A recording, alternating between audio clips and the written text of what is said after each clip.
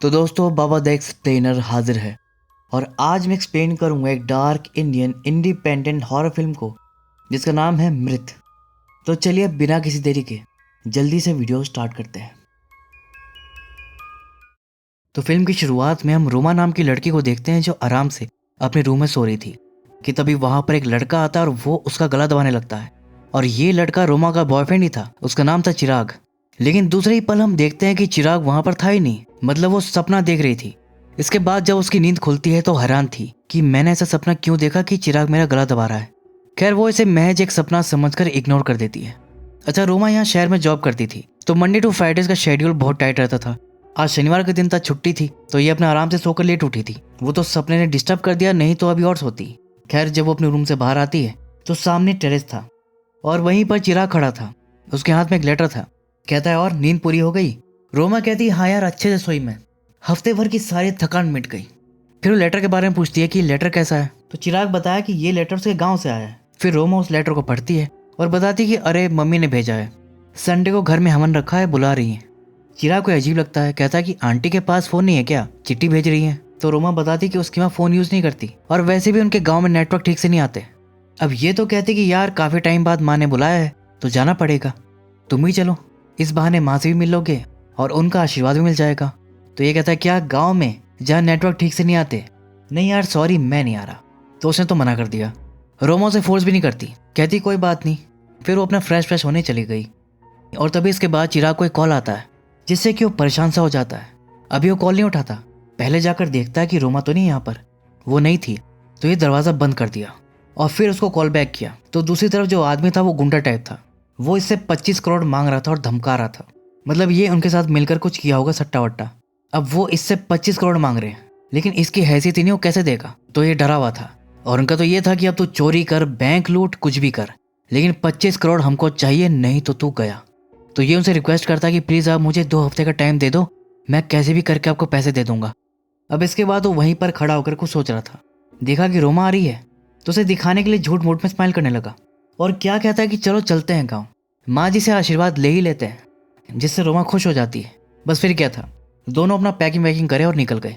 गांव ज़्यादा दूर भी नहीं था, इनका यह था कि 2 दिन रुकेंगे और मंडे तक लौट आएंगे। अब कुछ पकाओ बॉस होता है ना जो सैटरडे संडे में भी कॉल करते हैं, काम के बारे में बात करते हैं, तो रोमा का बॉस भी ऐसे ही था। वो इसको छुट्टी में ही कॉल कर दिया और कह रहा था कि ये वाला काम मंडे से पहले निपटाओ। तो ये कहती है ठीक है सर, हो जाएगा। फिर चिराग से कहती है बताओ यार, छुट्टी में भी काम करना पड़ेगा। वो तो अच्छा है कि मैं लैपटॉप ले आई। खैर अब ये लोग आगे बढ़ते हैं पर एक पतली सी रोड थी, वहाँ एंटर करते हैं। रोड के साइड में एक बड़ा सा पार्क जैसा एरिया था, वहीं पर कोई खड़ा था। असल में वो एक तांत्रिक था और वो इनकी कार को वहां से गुजरते हुए देख रहा था बड़े ध्यान से। खैर फाइनली अब रोमा अपने घर पहुंचती है, चिराग को दिखाती है कि वो देखो वो है मेरी माँ का घर। फिर दोनों मेन डोर तक पहुंचते हैं। रोमा दरवाज़ा नॉक करती है तो एक नौकर आकर दरवाज़ा खोलता है। पहले वो चुपचाप रोमा को देखता है, फिर चिराग की तरफ देखता है, फिर सर पर ऐसे हाथ फेरता है और फिर एकदम से बोलता है जी मैं हूँ राम सरकार, आइए आपका स्वागत है। फिर ये लोग घर में एंटर करते हैं कि तभी चिराग को एक अजीब सी स्मेल आती है, लेकिन रोमा को नहीं आई थी। वो पूछती है क्या हुआ, तब तक स्मेल बंद हो गई थी। ये कहता है नहीं कुछ नहीं, चलो। फिर ये दोनों जाकर सामने सोफे पर बैठ गए। तभी एक नौकरानी इनके लिए पानी लेकर आई और उनको बताया कि मैम आपके लिए ये वाला रूम है और सर आपके लिए वो वाला है। फिर चिराग अपने वाले रूम में चला गया, बेड पर बैग रखा और बैठ गया। अब बाहर की तरफ एक दरवाज़ा था जो घर के बैकयार्ड की तरफ निकलता है। तो ये वहाँ से बाहर निकला और देख रहा था कि रोमा का रूम कौन सा है और फिर मन में कहता है अच्छा तो इस बालकनी से रोमा के रूम में जाया जा सकता है। दूसरी तरफ रोमा अपनी माँ से मिलने जाती है। उसकी माँ कहती और गुड़िया कैसी हो? रोमा की माँ उसको गुड़िया बुलाती थी। कहती है कैसी हो गुड़िया, सब ठीक है, आने में कोई दिक्कत तो नहीं हुई? रोमा कहती जी माँ जी सब ठीक है, मैं अच्छी जॉब भी कर रही हूँ और मेरा एक दोस्त है चिराग, वो भी मेरे साथ आया है। तो फिर इसकी माँ सर पर ऐसे हाथ फेरती है, फिर कहती है ठीक है बेटा, इस बारे में भी बात करेंगे बाद में। तभी वो जो तांत्रिक था ना वो यहाँ पर आता है और वो इसकी माँ का जानने वाला ही था। दूसरी तरफ चिराग किचन में था, वो पानी पी रहा था। तभी उसको फिर से अजीब सी स्मेल आती है। किचन से सटा हुआ एक रूम था, ये स्मेल वहां से आ रही थी। अब ये दरवाज़ा खोलकर देख ही रहा था कि तभी पीछे से नौकरानी आ जाती है कि क्या हुआ साहब, मेम साहब को ढूंढ रहे हो? अरे वो बाहर है बड़ी मेम साहब के साथ, जाइए आप भी मिल लीजिए। बस फिर क्या था, अब ये आंटी से मिलने जाता है। कहता है नमस्ते आंटी जी। आंटी जी वैसे आपका एक गाँव तो कमाल का है, एकदम शांत और सुकून भरा, अच्छा हुआ कि मैं भी रोमा के साथ यहाँ पर आ गया, नहीं तो इतना बढ़िया एक्सपीरियंस मिस कर देता। तभी रोमा कहती है कि उसे अपने बॉस को कॉल करना है, लेकिन यहाँ पर नेटवर्क इशू है, तो थोड़ा बाहर होकर आती हूँ। उसकी माँ बोलती ठीक है गुड़िया, लेकिन ज़्यादा दूर मत जाना और अंधेरा होने से पहले आ जाना। वो क्या है ना कि यहाँ पर कुछ जानवर वगैरह भी हैं, तो ध्यान रखना।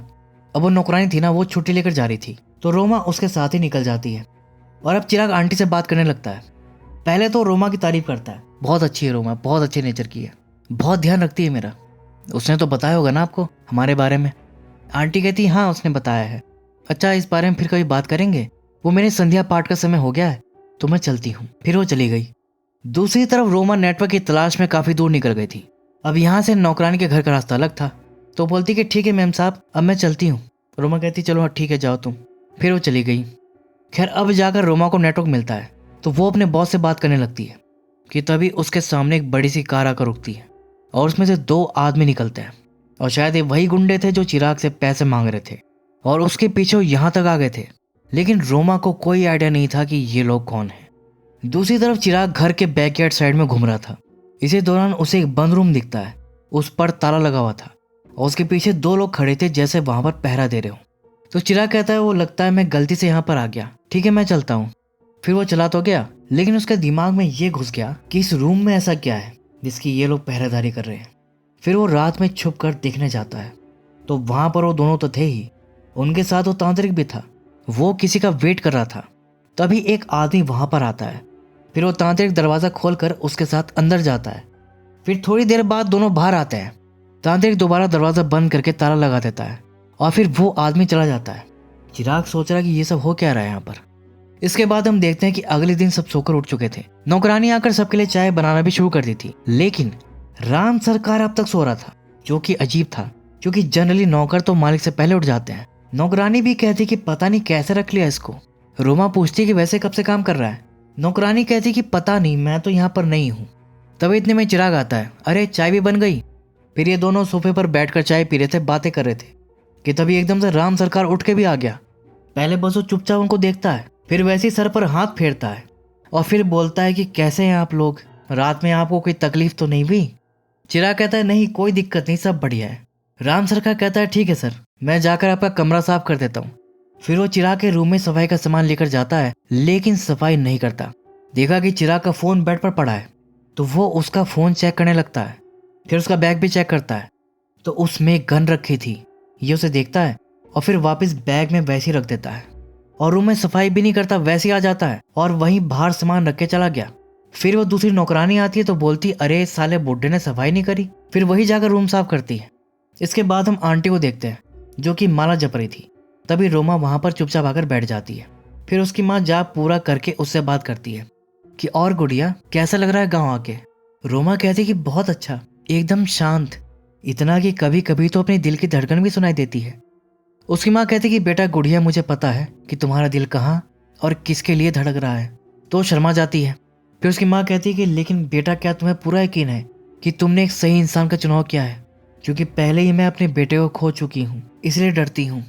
इसके बाद कहानी फ्लैशबैक में जाती है 8 साल पहले, जहाँ हम रोमा के भाई रोहन को देखते हैं और वो गलत लड़कों से दोस्ती कर रखा था।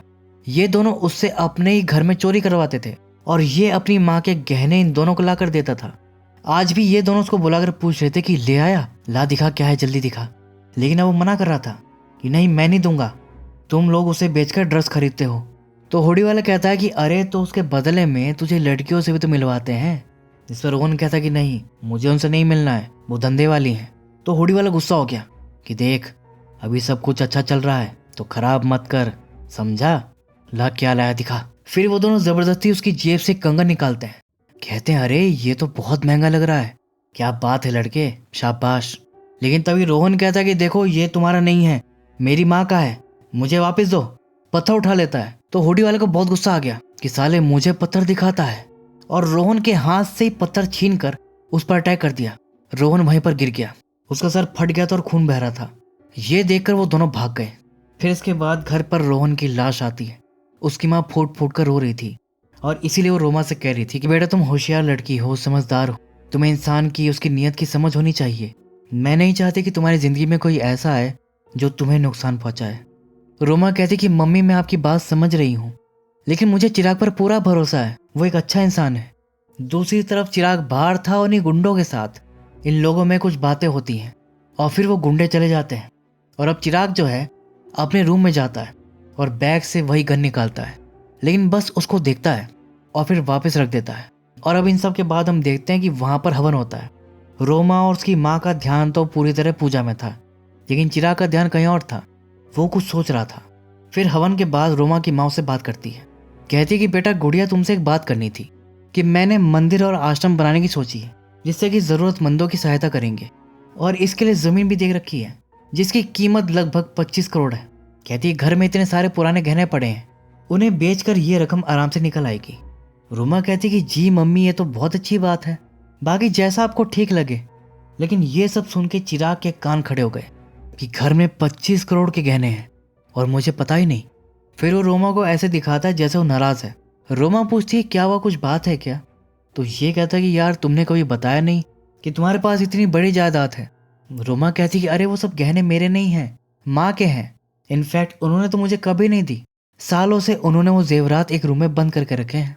जिससे चिराग को ये बात समझते देर नहीं लगती कि वो जो बंद रूम है ना, वहीं पर सारे जेवरात रखे हैं। बस फिर क्या था, रात को रोमा तो बेचारी अपना काम करके सोने चली गई और दूसरी तरफ चिराग अपने बैग से गन निकालता है। लेकिन जैसे ही रूम से बाहर निकलता है तो देखा कि वो तीनों रूम के सामने ही खड़े थे और वहां पर सेम पैटर्न रिपीट हो रहा था। मतलब वो दूसरा आदमी तांत्रिक के साथ रूम में जाकर आ चुका था और अब वो कहाँ जा रहा था, वो यहीं आ रहा था और ये भी वैसी सर पर ऐसे हाथ फेर रहा था। चिराग उसको देखते ही नीचे छुप गया और अब बस उसे नोटिस कर रहा था कि कर क्या रहा है, कहाँ जा रहा है। तो देखा कि वो आदमी एक दरवाजा खोलकर अंदर चला गया। फिर ये थोड़ी देर बाद जाकर दरवाजे में कान लगा के सुना, सब शांत था। फिर ये भी अंदर चला गया। लेकिन दूसरी तरफ से राम सरकार आकर उसको देख लिया। इधर चिराग एक पतले से कॉरिडोर वाले एरिया में था। वहां पर कई सारे रूम थे, दरवाजे थे, लेकिन ये सीधा सामने वाले दरवाजे में चला गया और वहां का नजारा देखकर इसके होश उड़ गए। सामने एक बड़ा सा संदूक था और इसमें पूरे सोने के जेवरात भरे पड़े थे। प्रॉपर खजाना था वो। इतने में राम सरकार यहीं आ रहा था। पहले वो साइड का दरवाजा खोलकर देखता है तो वहां पर वही दूसरा आदमी बेड पर सो रहा था। फिर वो खजाने वाले रूम की तरफ जा रहा था और चिराग को जैसे पता लगा कि कोई आ रहा है तो वो तुरंत छुप गया। तभी राम सरकार अंदर आया, इधर उधर देखा, उसको चिराग नहीं दिखा। फिर वो वापस चला गया। अब चिराग सोचा कि इस रूम में पकड़ा गया तो मुझे चोर समझेंगे, तो मौका देखकर वो दूसरे रूम में घुस गया। लेकिन इसको पता नहीं था कि यहाँ पर वो दूसरा आदमी सो रहा था और इसी हड़बड़ी में इससे वहां पर एक प्लेट गिर गई। बहुत जोर से आवाज आई। इसे लगा कि मैं पकड़ा गया, लेकिन वो आदमी वैसे ही सो रहा था। चिराग सोचता यार कैसा आदमी, कुंभकर्ण जैसा, इतनी जोर की आवाज से भी नहीं उठा। तभी चिराग को फिर से वही अजीब सी बदबू आई तो ये वहां से निकल गया। फिर सामने एक रूम था, उसमें चला गया और सीन यहीं पर कट हो गया। इधर रोमा आराम से अपने रूम में सो रही थी कि तभी अचानक गोली की आवाज आई, धाएं। ये एकदम से उठ गई कि क्या हुआ। तभी एक आदमी आकर इसको बताया कि चिराग को गोली लग गई। ये सुनते इसकी हालत खराब। फिर वो आदमी इसको बाहर लेकर आया तो देखे कि चिराग नीचे पड़ा था और उसकी माँ तांत्रिक वहीं खड़े थे। रोमा तुरंत भागकर चिराग को देखने गई, उसके पास बैठकर रोने लगी। चिराग, ये सब कैसा हो गया? अरे कोई एम्बुलेंस को तो बुलाओ। उसकी माँ कहती है बेटा कोई फायदा नहीं, वो जा चुका है। तो ये टूट जाती है कि नहीं, ये नहीं हो सकता, चिराग आंखें खोलो। तभी तांत्रिक कहता कि उसके लिए आंसू मत बहाओ, वो एक चोर था, वो तुम्हारी माँ के गहने चुरा कर भाग रहा था। रोमा कहती कि नहीं माँ, ये झूठ है, मेरा चिराग ऐसा नहीं था। उसकी माँ कहती कि बेटा संभालो अपने आप को, चलो तुम मेरे साथ चलो। फिर वो उससे बात करती कि बेटा मुझे पता है तुम उसको कितना चाहती थी, उस पर कितना भरोसा करती थी, लेकिन बेटा उसने तुम्हें धोखा दिया है, तुम्हें अंधेरे में रखा है। उसके संबंध कुछ अपराधी लोगों से थे जो उसके पीछे यहाँ गांव में चले आए थे। चिराग ने हमारे पुश्तैनी जेवर चुराकर उनको दे दिए थे। मुझे नहीं पता कि उनके बीच क्या डील हुई थी, लेकिन जेवर लेने के बाद उन्होंने चिराग को मार दिया और भाग गए। रोमा तो ये सुनकर सन्न रह गई। उसके लिए ये सब यकीन करना बहुत मुश्किल था। उसकी माँ उसे समझाती कि बेटा चिराग सही लड़का नहीं था, तो उसे भूल जाओ और अपनी जिंदगी एक नए सिरे से शुरू करो। रोमा कुछ भी नहीं बोलती, चुपचाप उठकर चली जाती है। फिर अगली सुबह वो चुपचाप अपना सामान पैक करती है और जाने लगती है। लेकिन जैसे ही वो पार्क की तरफ देखती है तो उसे पुरानी बातें याद आने लगती हैं, जब चिराग के साथ वो कितनी खुश थी। इनफैक्ट पिछले दिन की ये बात है और अब देखो एक दिन में क्या से क्या हो गया। खैर अब रोमा कार में बैठकर निकल जाती है, लेकिन बीच रास्ते में फिर वो गाड़ी रोक देती है क्योंकि उसका मन बहुत भारी था और फिर वो स्टीयरिंग पर सर रखकर रोने लगती है। कि तभी एकदम से उसके फ़ोन में मैसेज आता है। क्योंकि इस एरिया में नेटवर्क ठीक से काम कर रहा था तो उसके फ़ोन में मैसेज आना शुरू हो जाते हैं, जो कि चिराग के थे। मतलब मरने से पहले ही चिराग ने इसको मैसेज भेज दिया था। लेकिन जब नेटवर्क खुला तब इसको एक मैसेज रिसीव हुए, जिसमें चिराग उससे सॉरी बोल रहा था। कहता कि मैं एक अच्छा इंसान नहीं हूँ, लेकिन मैंने कभी तुम्हारा बुरा नहीं चाहा। हाँ, कुछ गलत लोगों के साथ था मैंने कुछ गलत काम किए थे। मुझ पर 25 करोड़ का कर्जा था, मुझे कैसे भी करके उन्हें पैसे लौटाने थे। और जब मुझे तुम्हारी माँ के जेवरों के बारे में पता चला तो मैं उन्हें चुराने गया था। लेकिन यहाँ पर कुछ गड़बड़ थी। मेरे दिमाग में बात आई कि ये खजाना यहाँ बिना सिक्योरिटी के ऐसे खुले में क्यों रखा है। ऊपर से वहां पर एक आदमी कुंभकर्ण की नींद सो रहा था। इतनी जोर से आवाज होने के बाद भी वो नहीं उठा। उसके बाद एक रूम में मुझे किताब मिली और उसमें यह बताया गया था कि एक मुर्दे को कैसे काबू करना है। फिर वो उस आदमी को जाकर चेक किया तो पता चला कि वो आदमी सो नहीं रहा था, बल्कि वो आदमी कब का मरा हुआ था और अब तक उसकी लाश चल रही थी, जिसे ये लोग कंट्रोल कर रहे थे। और सिर्फ यही नहीं, राम सरकार भी एक मुर्दा ही था। ये लोग उसको कंट्रोल करके चलाते थे और जब नहीं करते थे तो वो पड़ा रहता था और सबको लगता था कि वो सोता रहता है जबकि वो मरा हुआ था। लेकिन मुर्दों को कंट्रोल करके ये लोग करते क्या है? खजाना ऐसे खुला क्यों छोड़ कर रखते हैं? और उस दरवाजे में ऐसा क्या है जहाँ पहरा लगा कर रखते हैं? तो इन सब का जवाब हमें आगे मिलेगा। फिलहाल तो चिराग को इतना समझ में आ गया था कि इस घर में बहुत बड़ी गड़बड़ चल रही है। वो कहता है कि मुझे बहुत डर लग रहा है और अगर मुझे कुछ हो गया तो तुम तुरंत यहाँ से निकल जाना। तभी इतने में इसको एक और मैसेज आया और ये उसके बॉस का था कि कहाँ हो, कब तक पहुँचोगी। ये बोलती कि हाँ सर, मैं निकल चुकी हूँ, बस आ ही रही हूँ। लेकिन तभी से ध्यान आया कि अरे लैपटॉप तो घर में छोड़ आई। तो अब ये लैपटॉप लेने वापस जाती है और अब यहाँ पर तांत्रिक और इसकी माँ दोनों का गेम रिवील होता है कि चिराग को वो दोनों गुंडे नहीं मारे थे, बल्कि ये लोग मारे थे।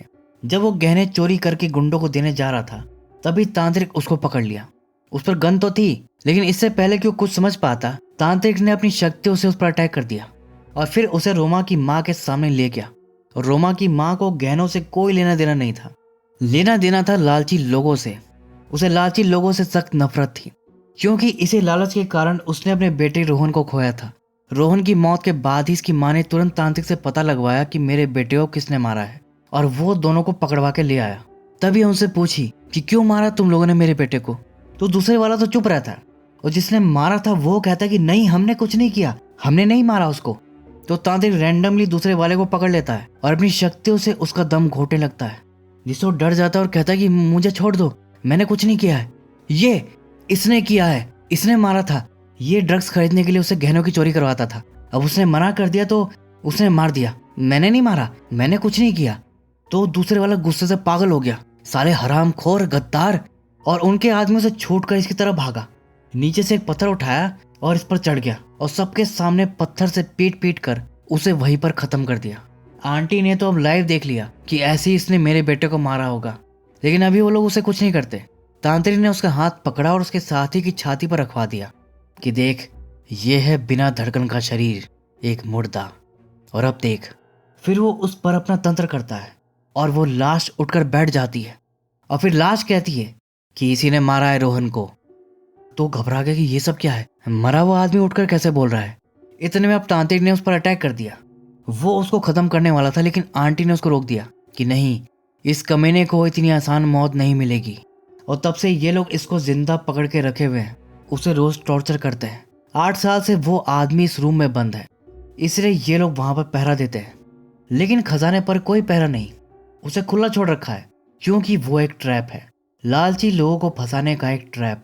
क्योंकि आंटी अपने बेटे की मौत को आज तक नहीं भूली है और उसकी मौत का बदला ना सिर्फ वो उस आदमी से ले रही हैं, बल्कि हर उस इंसान से ले रही हैं जिसके मन में लालच है। इसलिए पहले तो खुद लोगों को इनवाइट करती हैं और फिर पकड़े जाने पर उन्हें खत्म कर देती है। उन्हें पता था कि चिराग को 25 करोड़ की जरूरत है, इसलिए वो उसके सामने जानबूझकर 25 करोड़ के गहनों की ही बात करी थी। ये एक ट्रैप था, लेकिन जब तक चिराग को समझ आया देर हो गई थी और वो तो 2 तरफ से फंस गया था। गुंडों को गहने नहीं देता तो वो उसको मार देते, तो ये गहने चुरा कर उनको देने जा रहा था और यही तो लोग चाहते थे। अब वो उसको रंगे हाथों पकड़ लिए और उसको खत्म कर दिए। लेकिन आंटी को चिराग की सच्चाई पता कैसे चली? मतलब रोमा जो उसके साथ रह रही थी उसको कभी पता नहीं चला, और ये गांव में बैठे बैठे उसके बारे में कैसे जान ली? असल में ये काम तांत्रिक का था। वो अपनी शक्तियों से पता लगाकर बताया था कि रोमा का बॉयफ्रेंड सही लड़का नहीं है, उसके संबंध कुछ अपराधियों से है। तभी से आंटी ने ठान लिया कि मैं इस लड़के को अपनी बेटी की लाइफ से निकाल कर रहूंगी। इसलिए वो हवन के बहाने उसको बुलाई समझाने के लिए।